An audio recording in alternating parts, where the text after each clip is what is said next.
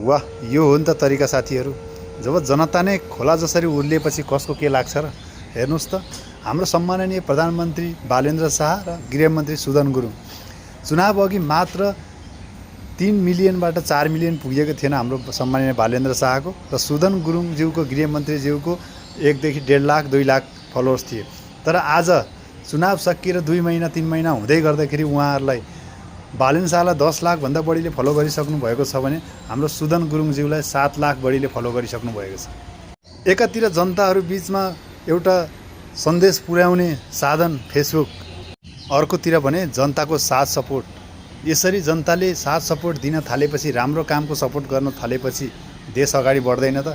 अब एकपटक सबैजनाले सर र बधाई दिनुहोस् त। ल, कसले माननीय गृहमन्त्रीज्यू र बालेन्द्र शाहज्यू सम्माननीय प्रधानमन्त्रीज्यूलाई कतिजनाले बधाई दिनुहुन्छ? ल सर र एकचोटि कमेन्ट गरौँ त सबैजना मिलेर है त, सबैले सेयर पनि गरौँ।